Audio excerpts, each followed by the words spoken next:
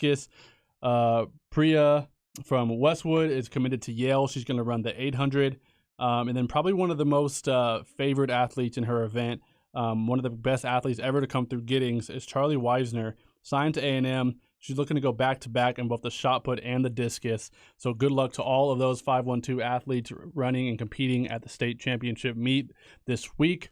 And then shout out to Riley Mickna from Taylor. She's just a freshman, but she won the 4A girls singles tennis championship this past week. So shout out to her. A couple of other medalers from Westwood, their girls doubles team, as well as a player from Westlake and Westwood as well, all medaling. But baseball, Cameron, I mean, you've been a part of this Round Rock program. You got to see them get a big-time win. Really quick, before you give Coach V a ring, what did you see from Round Rock this past weekend, and what are your interesting storylines to follow through 1 week of the playoffs? Yeah, a really gritty Buda Johnson team. Their first year in 6A. They went to the regional semis last year in 5A. And a tough matchup against the number 9 team in the state, and they played their butts off. It came down to a 9-inning game, game 2, that Round Rock ultimately won 2-1. 7 hits off Travis Sikora in the first game. So they came to play and ultimately could not get a win, but for Round Rock, a really good test for them. And now they face San Antonio Reagan, who's the number 10 team in the state.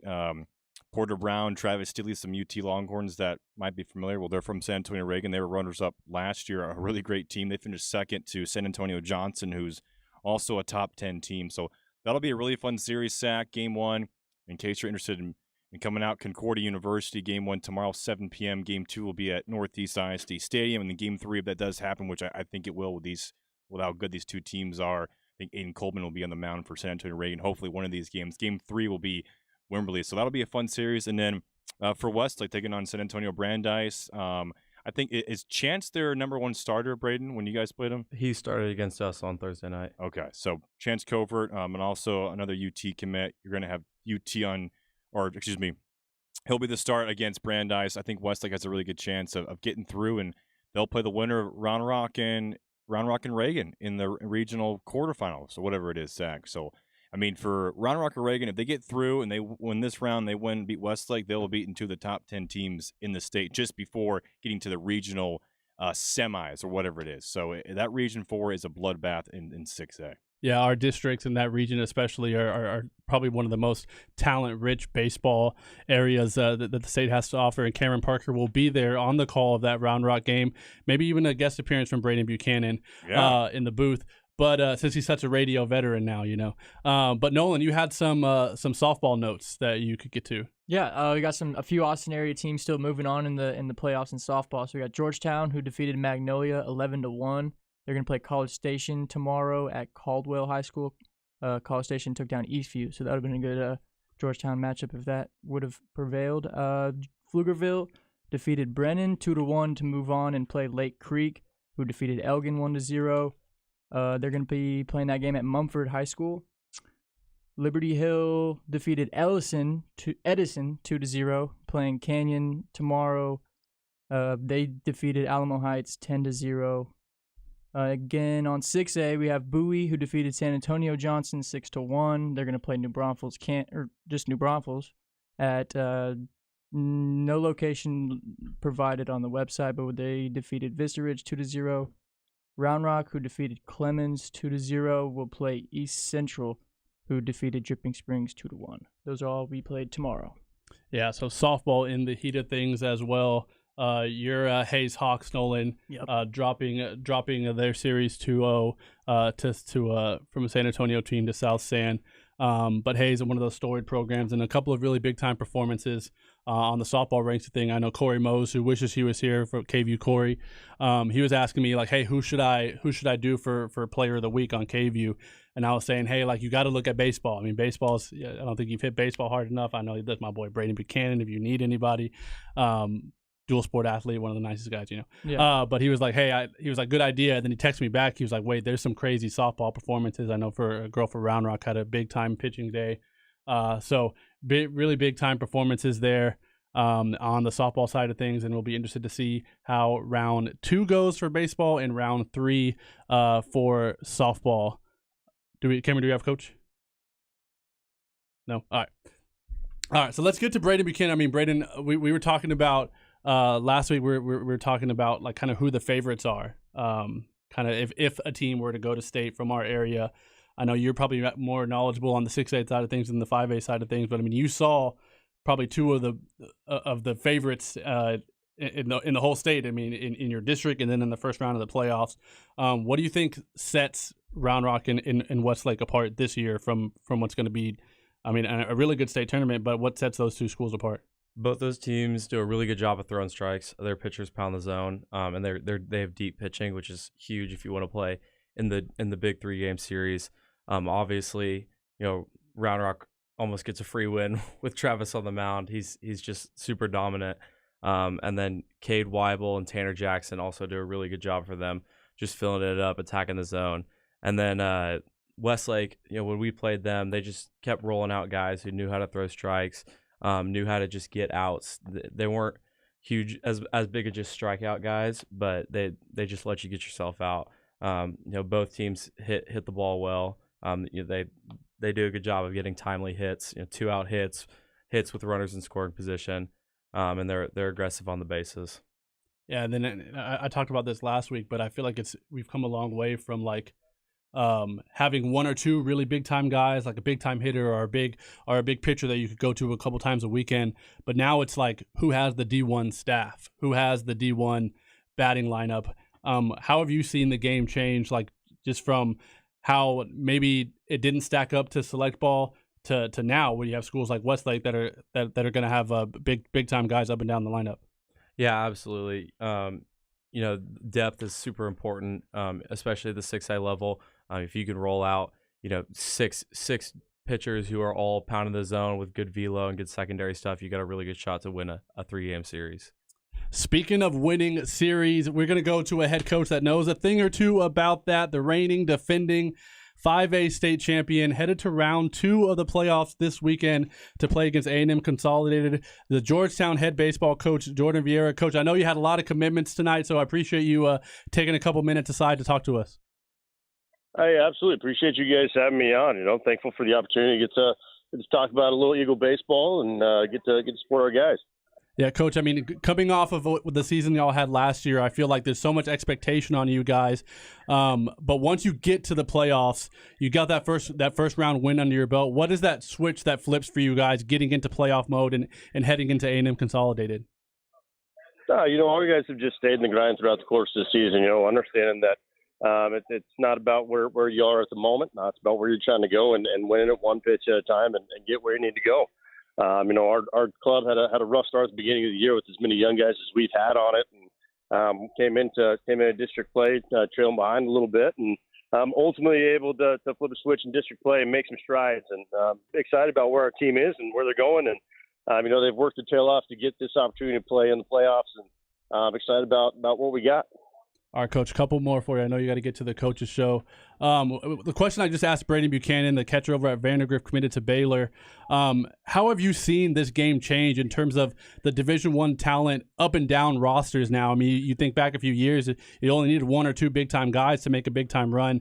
But now you see D1 staffs, big-time hitters up and down the lineup. How have you seen the game change? Well, first of all, congrats, Brady, on your commitment. That's incredibly exciting. You guys did a great job over at Vandergrift, and excited for y'all's future. As far as the baseball in the area goes, it's always been a hotbed of baseball. There's 3 really good baseball places in Texas, and that Central Texas has always been one of those. And to see the amount of talent that's been growing throughout this area is exciting.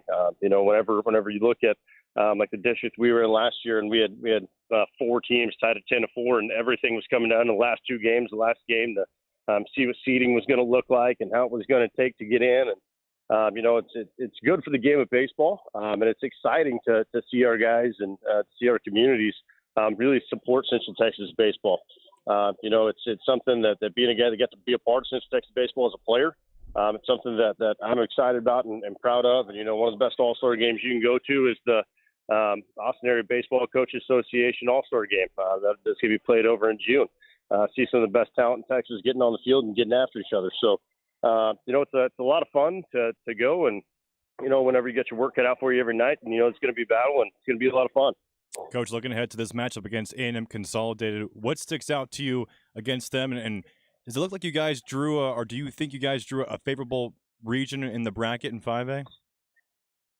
Yeah, I think we're in a pretty good spot as far as what the route looks like. I mean, the ultimate goal, though, is that it doesn't matter. I mean, at some point you're gonna have to play the best to make the run, and we're gonna have to win some tight ball games and to do some stuff to make the run that we want to do.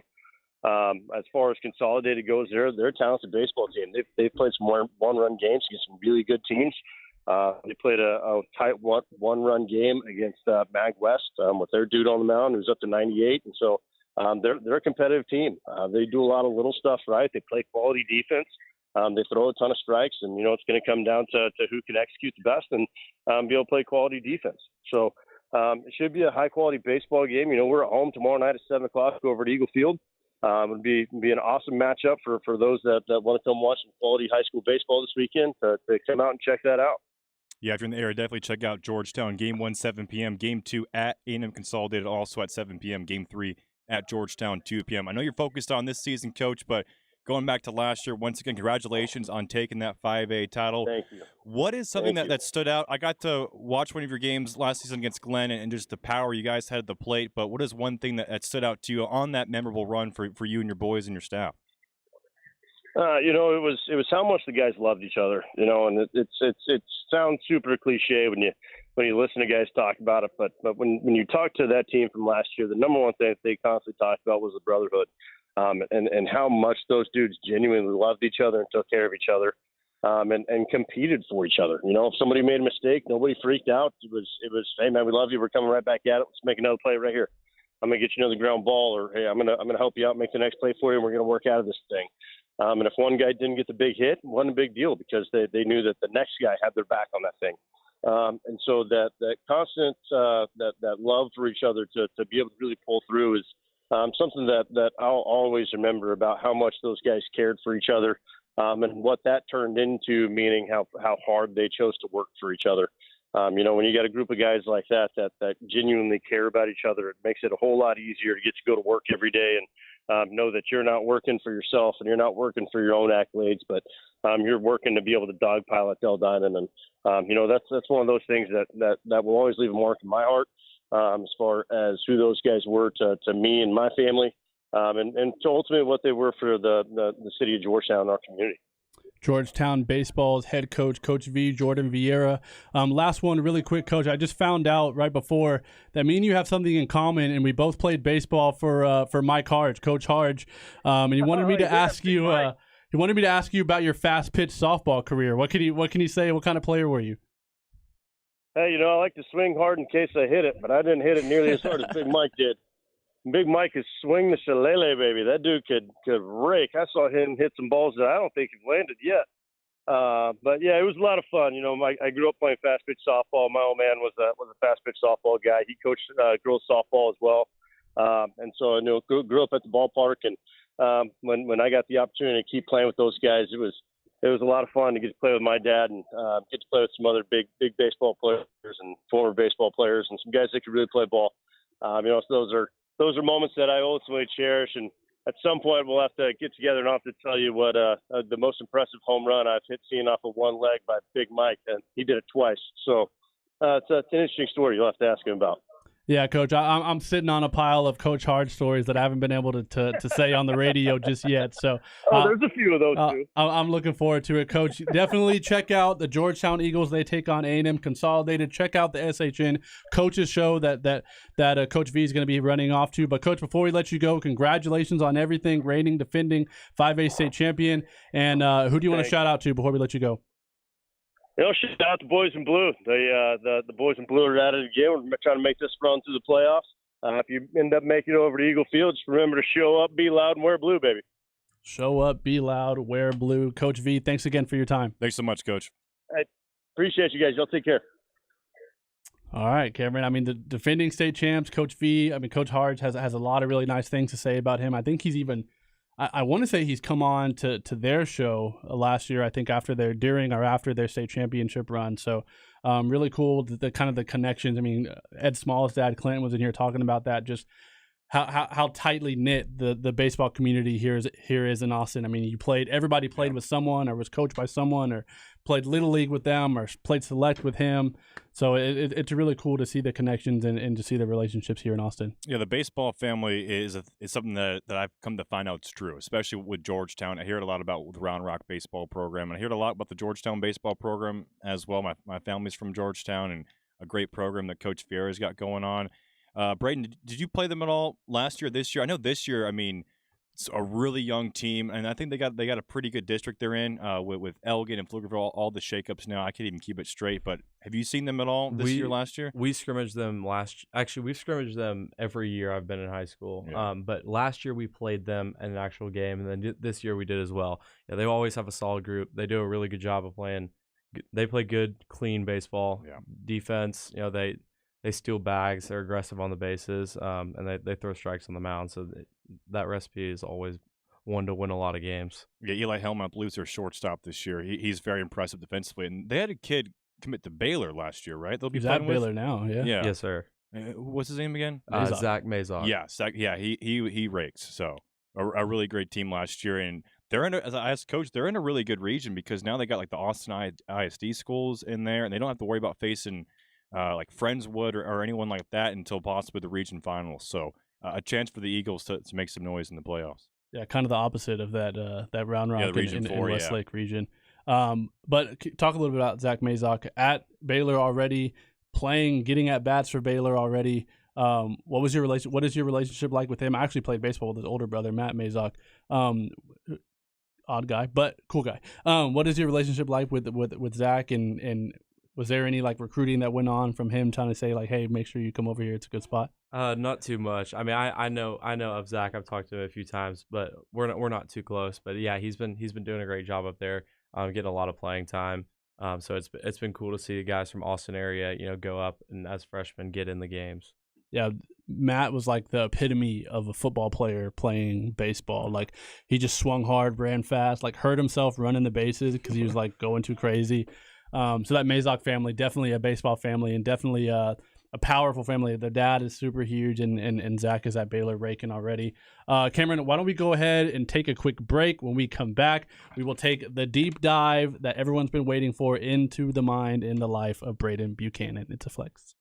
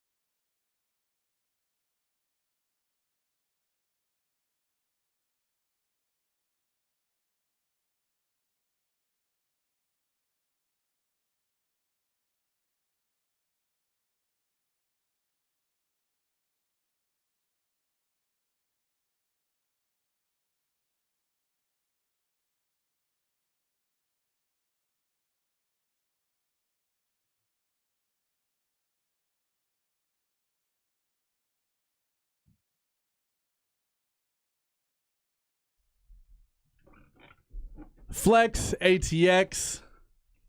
Zach Lucero at Zach Ain't Whack on all our social media at FLX ATX for our social media. Nolan Hogan in the stew.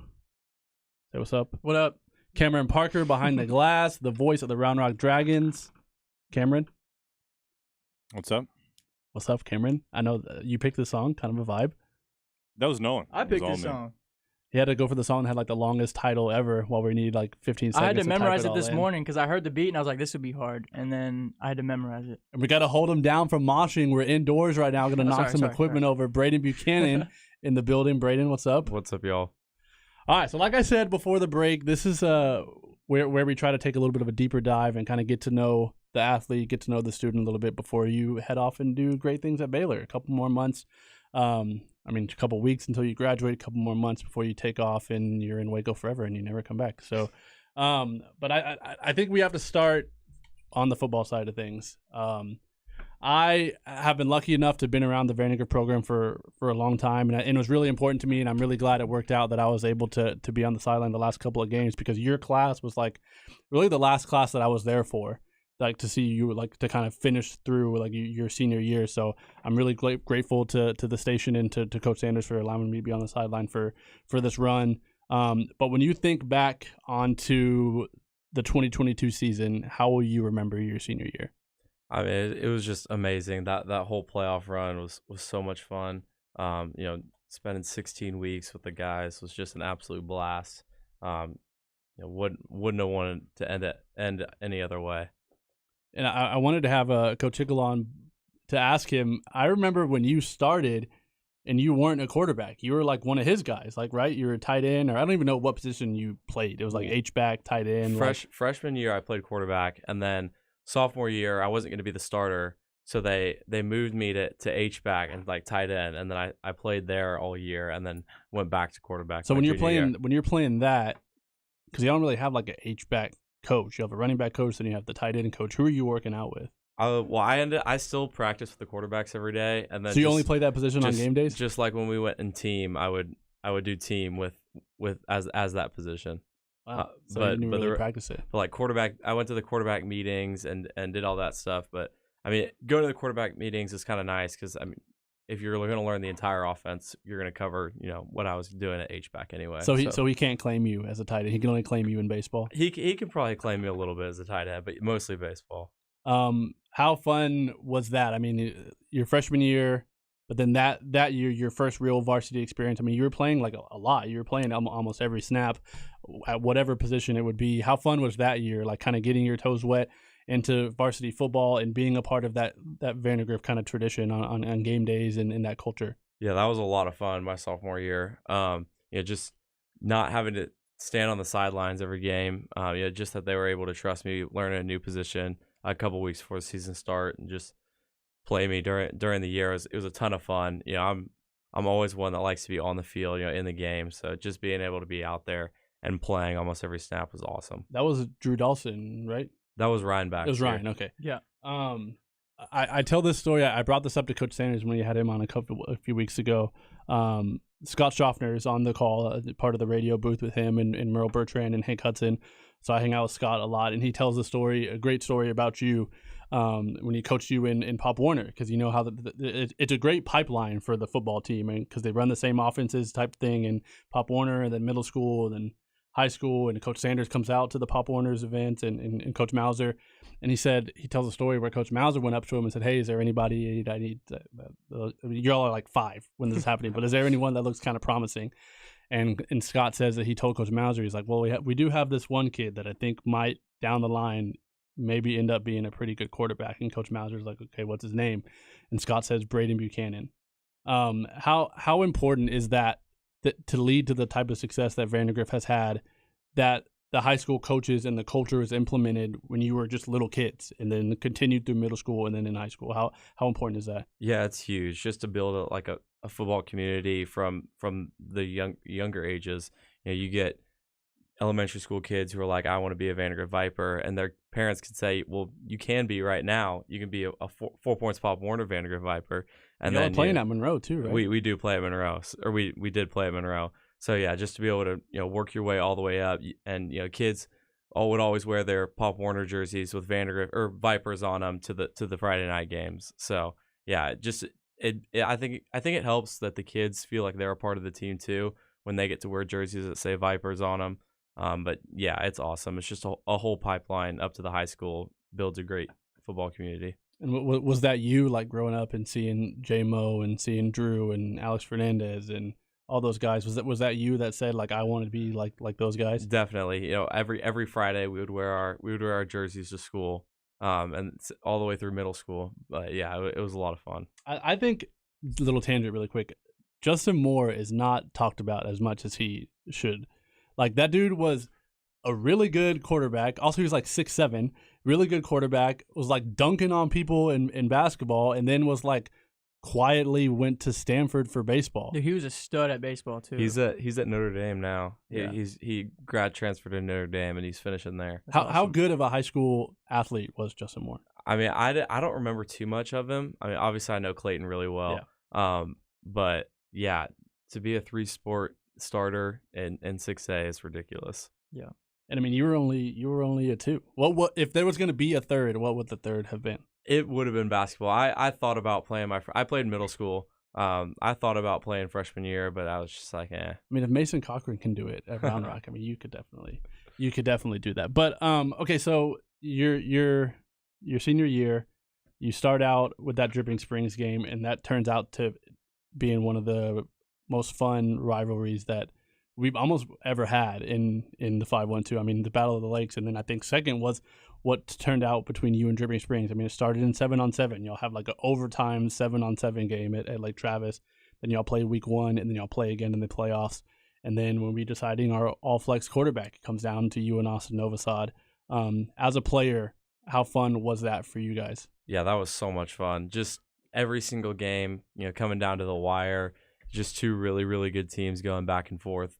It was an absolute blast. Obviously that first game we were pretty bummed out, but to get back in the 4th round and end up winning the one that matters, to keep moving on that was one of the best games of my life. You had a lot of guys missing that game, right?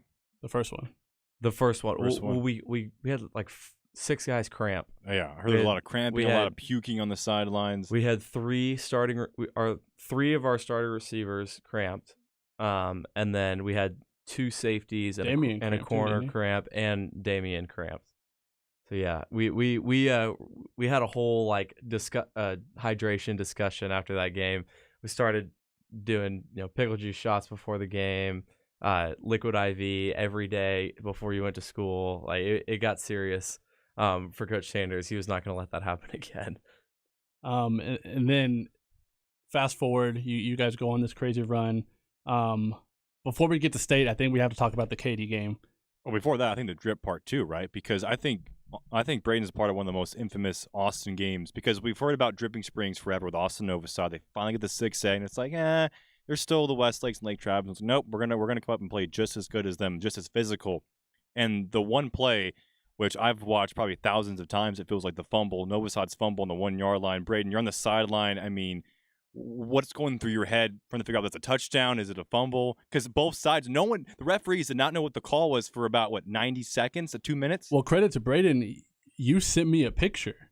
I did. You sent me a picture. That was because we were talking about it, and you were like, "This is the picture right here that clearly shows the ball is out." But being on the sideline for that play, what was that like? You don't have instant replay, so if whatever the call is, that's the call, whether it's right or wrong. Yeah, I had a pretty good look at it. I saw him drop the snap. He never had the ball. No, he never had it. Just dropped the snap from the start. So I saw the ball hit the ground. I saw us recover it, and I wasn't worried about like the fact that obviously I was like we recovered it. Like there should be no question. It should be our ball. I was worried that the referees was just going to kind of roll. It would have been the easy call to just say he had it. He was in. Fumbled after he crossed the goal line. Credit to them to actually doing it to get it right and go with that call. But I was more worried that the referees were going to call it the other way around. With about like a minute and a half left was when the talks on the sideline started being, should we just let him score here? Mm-hmm. Should we just let him score and try to go down and score again? I think we had you on the show that Friday. I think so. And you were talking about like how y'all were figuring out how y'all were going to score. Uh-huh. Because y'all just assumed that it was going to happen. Right. yeah, we were like, we were getting ready to go down the other direction because we thought that Coach Sanders might just let him score, but credit to him, 4th and goal, just growing a pair and stopping him on the 1 yard line. It's Not just, that he hasn't just always crazy. had a pair, right? But, And even then, so you get the ball back, but you still have the ball in the 1 yard line. I mean, your butt's in the end zone. We had to, and this was right after the week after. Do y'all remember the Bills game? Yes. Where Josh Allen fumbled on the 1 yard line. on the 1 yard line, and the Vikings recovered it for a touchdown and ended up beating them. So, of course, that's all running through our minds now. We're like, all right, don't pull a Josh Allen, guys. Yeah, exactly. So we run like a 5-yard QB sneak, just like 5 yards, just right at him, QB sneak. We do it again on 2nd down. I think it's like third and 3 or so, and we're like, okay, we have to get a first down here. Obviously, we're gonna punt if it's 4th down because there's still 40 seconds or a little over 40 seconds because we couldn't kneel it out quite yet. And then just that last play, get the first down was huge, and then it was over after that.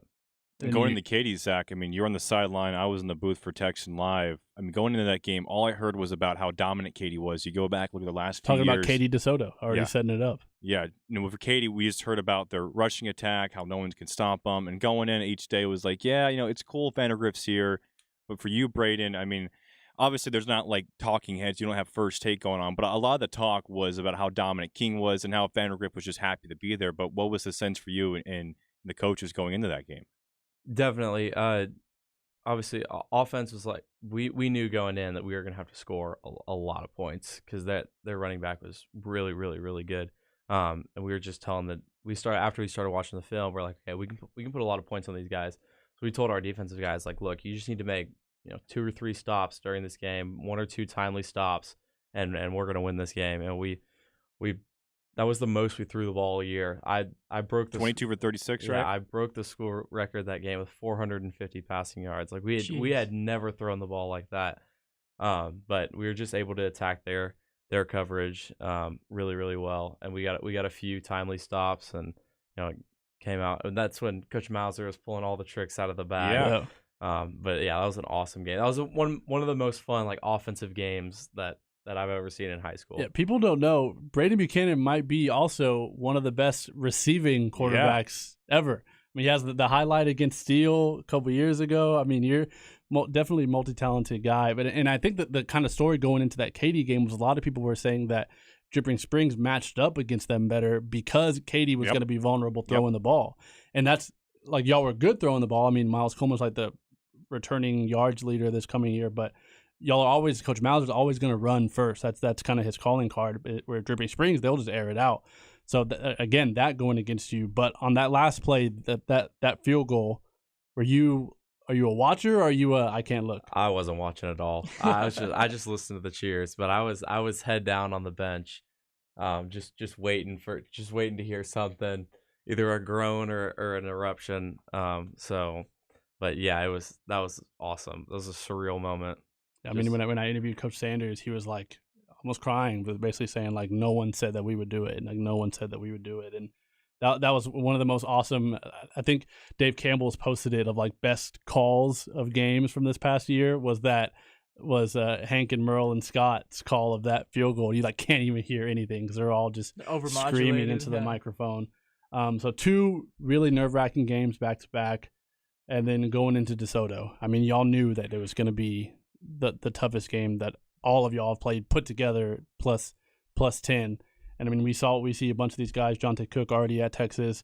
How good was DeSoto? They were really, really good. D1 guys up and down the roster. The defense was just suffocating. Yeah, they had it. A lot of teams, you have either a really good front seven or a really good secondary, but they had both. And they just got after us all game long. They were really, really good. And then that, just watching that game, it was like gut-wrenching to watch. I felt like I was watching Friday Night Lights, and seeing like Matt Saracen like trying to gut something out. But I mean, you could tell in that game that around the third quarter that you like weren't right. I mean, you were limping, you were hobbling to the huddle, and then getting sacked again, and getting hit after you throw the ball. How important was it for you actually being injured? How important was it for you to finish out that game? Just being a part of that game was so awesome. I wasn't gonna, I tore my knee about midway through the second quarter, came off on the sideline. I was laying down, doctors tugging on it, like, well, you definitely tore your PCL. We don't really know what else is wrong. I think I'm like, I'm going back in. I'm going back in. You're gonna let me back in this game. So I mean, I wasn't even thinking about it like long in that moment. I was like, I have to get back in this game. And at that point, I didn't have any pain. It was just adrenaline was pumping. So it was Why was it so important for you to not come out? just like being in that moment. You're only gonna play in the Texas 6A high school state championship game at the Cowboy Stadium once in your life. So I definitely wasn't gonna come out at all. And I think I eventually, like towards the end of the fourth quarter, I was like, all right, that's enough. But at that, and when I ended up getting hurt, I think it was like 21-17 at that point. So it was still a game. Then and I definitely wasn't gonna come out when it was close. But then once we got towards the end of the game, I was like, all right, that's enough. And that kind of shows like your dog mentality. I see like throughout the season you see it time and time again. The Vandegrift slowly breaks down their opponents, and that's kind of you at the forefront with your never let down mentality. Where does that come from? Is that coached or is that just your God given? It's definitely coached.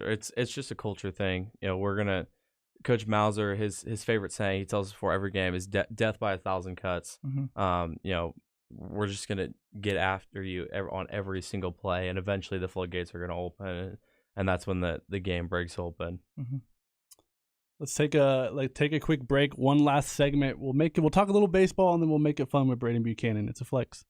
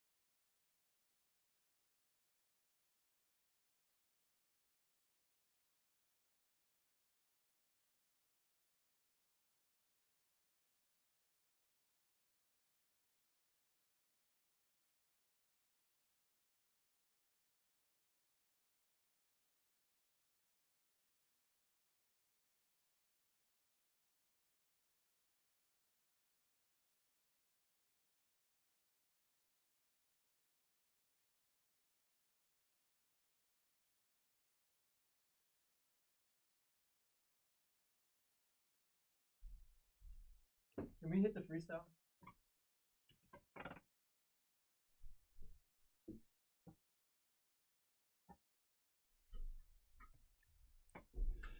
Flex ATX. Zach Lucero Wednesday night. Nolan Hogan, Cameron Parker, Braden Buchanan, Baylor bound. Braden dropping bombs and breaking tackles. Slinging 60-yarders. In the building. Braden, we were talking about that Katie thing again, just how crazy that was. I mean, that drive. I mean, will you ever forget that drive? No, never. It was we went down and scored with about 2.5 minutes left. We're up 7 points, and we're like, all right, defense, okay, 2 minutes, hold on. And sure enough, like I think it was like the third play of the drive, they bounce one for 65 yards and go score and tie it up. And we're like, there's no way that we just went down, that we had like a super long drive to go score. Like, all right, here we go, let's do it again. And we got down the field, a couple third down conversions, a couple big plays, and Hayden put it through. Did you cry? I did not cry after that one. That was an excitement one. Did we talk about crying at state after that game? I think so. I think you told before the Katy game, you're like, all right, if I see you after the game, win or like, if you win, you can't cry, and if you lose, you can't cry. We had to make a deal. But all right. So after DeSoto, you guys lose in the state championship game. You rip your knee to smithereens, just laying it all on the line for your boys, because you got that dog in you, Then you're trying to rehab to get back to play your senior season for baseball. You get back, you like drop a bomb, like one of your first games back. How almost important? A cycle, right? It was close. I need a triple, but I wasn't running. So how important was it for you? Again, just like it was important for you to stay in that game against DeSoto. How important was it for you to get back in time to play at least a little bit with your high school team? Yeah, I was really eager to get back. My parents and coaches and my doctor and everyone was like, take it slow, like you have a future, not just this year. And I was like, I gotta play. But did the full rehab, ended up getting back to play third base for about 8 district games, and then played the last series against Westlake, and I got to catch in that series. That was good. So looking at the playoffs, Braden, you've seen Westlake, you've seen Round Rock. What do you think is going to happen in 6A? I'm really excited to see this Round Rock Reagan series. I'm going to the game tomorrow night with a couple of my buddies, so that should be a lot of fun to watch. You can't bring them to the booth; it's just you. All right, sounds good. But I really hope that Round Rock ends up playing Westwood, because I think that'll be a really good matchup. They're very different teams. Mm-hmm. Westlake is more of a Johnny Holstaff, like they'll throw 8 different guys at you, just pieced together, 2 innings. Whereas Round Rock, obviously, they're gonna have a couple guys that are gonna go 6 innings deep. So I think that'll be a super interesting game. Westlake shortstop also Theo, right? He's out. He's out. He did the same thing I did. So he's out. Which he played in a state championship game in just a couple of kids with torn knees. I don't think Westlake made. Did they make it? Did they? Oh, no, they didn't make it. Just Vandergrift, just Vandergrift. Just kidding. We love Westlake around here. Derek, don't take us off the air. We love Westlake. Okay? Derek's on his way right now to kick us out. Yeah.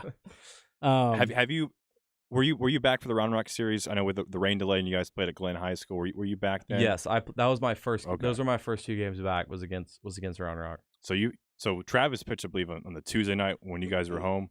Yes. What's it like? I guess since you probably weren't in that, but with seeing him pitch, I mean, he's a guy that's. I faced Travis. Okay. I did play that game. I played that Tuesday and Saturday. You're facing a guy who right now is projected to be a first, second round MLB draft pick. What's it like going up against him when you're in the box? I know Travis. He was committed to Baylor, so he's one of my buddies. We talk during the baseball season. We definitely talk a fair bit. But yeah, he's an absolute dude. Upper 90s fastball, power slider, good splitter. But going into the box, all last year and all this year, every single time, first pitch slider. He knows you every time. Last year I was batting leadoff when we played them the first time, because we were split with them last year. We played them like the first game of the year, the district game, and the last district game of the year. And I was batting leadoff, and I'm walking in, and this is my first time facing him. I'd caught his bullpens before. I was like, all right, this kid throws 95 plus miles an hour. He's gonna throw me a fastball on the first pitch of the game. And sure enough, this kid throws a slider, and I just swing out of my shoes and look stupid. But yeah, love Travis. He's a great guy. Really, really good. I'm excited to see their run this playoffs. And he works pretty quick for a pitcher. Definitely, yeah. He's a fast worker. He likes to get off the mound as soon as he can. And he's a pitch clock generation. Yeah, well, there's a lot of guys who pitch a little slow, and he's obviously ahead of the game. And now, for your side, I know it's a little bit different too, because now batters can also be penalized and be called out on strikes. Have you adjusted your routine at all? I'm always pretty good about just staying in the box. I'm not really too worried about that at all. But every now and then I'll get an umpire who's like, I'll like take 2 feet out of the box. Not that I'm taking 30 seconds in between pitches, but every now and then there's an umpire who's like, keep 1 foot in the box. Really quick before we get to rapid fire questions, signed to Baylor, heading there in a couple months. What was it about Baylor that we talked about this. I think at a volleyball game we talked about this, but right down the street from Texas, what was it about Baylor that really stuck out to you and made that be the best opportunity for your career? I really, really like the coaching staff there. Both my parents went to Baylor, so I kind of grew up around Waco, going to the Baylor games. Not that anything's wrong with any other school in Texas, but that's just kind of where I felt like home. Looking like a good opportunity to get some good playing time early in my career, which is obviously we talked about this earlier, like just playing, don't care what position it was in football sophomore year, just being on varsity and playing was huge for me. So if I can get up there and start to make an immediate impact, would just be awesome for me. Well, with the new Big 12 adding Houston, Cincinnati, and then also losing Texas OU, did that factor into your decision, knowing that you were gonna not see OU in Texas twice a year? So I committed before that happened, but that was a conversation right when all that stuff started happening. Obviously everyone was like, well, what's gonna happen with the Big 12? And I mean, obviously everything's good, stable now, but at that point I was like, we started to me and my parents just started to make backup plans. Okay, here's what happens if all the Big 12 breaks up. Here are kind of my options. But everything stayed strong with them. Picked up some good quality schools, and I'm not too worried about all that stuff now. Oh, we had quite a few guys have that story of we have Will Hammond and talked to Ed last week, where as soon as they got that offer to go to their school, Tech for Will and Texas for Ed, did you commit on spot? No, so I got my first offer was from Baylor.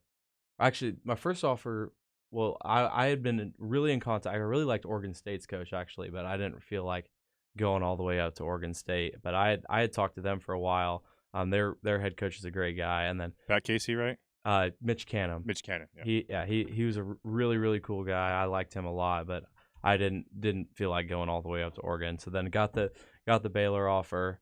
And then got the Texas offer the next day, and then I waited about a week and a half before I made my decision, because those were my top 2 at the time. I either wanted to go to Baylor or Texas. All right, Braden Buchanan is officially done as a student athlete at Vandergrift High School. On to Baylor in a couple months. Go check them out next year or whenever they play at the Dish, or take a short drive to Waco. I think we play at UT next year. Yeah, it'll be fun. He's definitely approachable for a picture or two, so go say what's up to him. But rapid fire, what is on your pregame football playlist? Name 1 or 2 artists. Definitely some Lil Baby on the pregame, and some 21 Savage. And then is it the same playlist as your baseball pregame playlist? Baseball playlist pregame is more kind of what they're playing over the loudspeakers during BP, which is a little more country. So I don't mind. It's a little slower. Is it Coach's playlist? Is it his playlist? No, one of our teammates. It's Landon's playlist. There's some playlists from coaches that are on a away team that's this is the worst pregame warm up music I've heard in my entire life. No, I don't mind down, the country. Sally up. I like the country in baseball. It fits the vibe. Yeah, it fits. Yeah. What's your favorite meal that either of your parents cook? My mom makes a really, really good gumbo. Oh, dude. What's the go-to food destination after a football win? Whataburger. That's the only answer. And then what's the destination after a baseball win? Also Whataburger. Any high school sport is ended with Whataburger. We actually, Ed said it's different for baseball. We had a couple people say that the baseball one is different than the football one. Where does Anderson go for baseball? They said Tony C's, didn't they? Oh, that's right. Yeah. What is, if you weren't gonna play baseball or football, you said basketball, what kind of player do you think you would have been on the basketball court? I look like a football player playing basketball. Just a bunch of rebounds? At the beginning of the year in middle school, I'd get out of football and then go to basketball, and I would start fouling out. Like in the first 5 games of the season, I'd foul out, but I'd get a ton of rebounds. So you're like Mason Cochran center. Yep. Okay. Power forward. I'll call myself forward. a 4. One word to describe Coach Mauser. Smart. That dude can draw up anything. That's more words at the end. One word to describe Coach Sanders. You can't say smart because you already said that. Culture. One word or one sentence to describe your career at Vandergrift. An absolute blast. And then finally, if it wasn't Baylor, all things considered, when you signed on the dotted line, if it wasn't Baylor, who would it have been? Probably Texas. Wow. So I'm writing an article right now saying Braden Buchanan in Texas. Yeah. You heard it here first. Cameron Parker, shout-outs for the night. Coach Lewis, because I called him first instead of Coach Fiera for a coach's interview, and he was like, "Yeah, sure, I'll talk high school baseball." And I was like, "I don't think this is the right guy." But shout out to Coach Lewis for even going to come on and talk about high school baseball when he's a football coach. Nice. Coach Lewis, love that guy. Nolan Hogan, shout-outs. Shout out my family. Shout out my dad. Shout out Flex. Braden Buchanan for probably. Who knows? Maybe you'll come on 6 more times before you leave. But probably the last time on the 104.9 airwaves, your shout-outs. Shout out all the coaches. Shout out all the coaches at Vandergrift, football and baseball. And shout out my parents. Shout out the Buchanans for sure. Scott talks very highly of both of your parents. Shout out to you for coming. Shout out to everyone at Vandergrift. I mean, that community is so inclusive and such a great place to be. Shout out Austin Radio Network for the opportunity. Shout out Rod and Mike for coming on before us. And shout out all my G's. Shout out God. Shout out gang.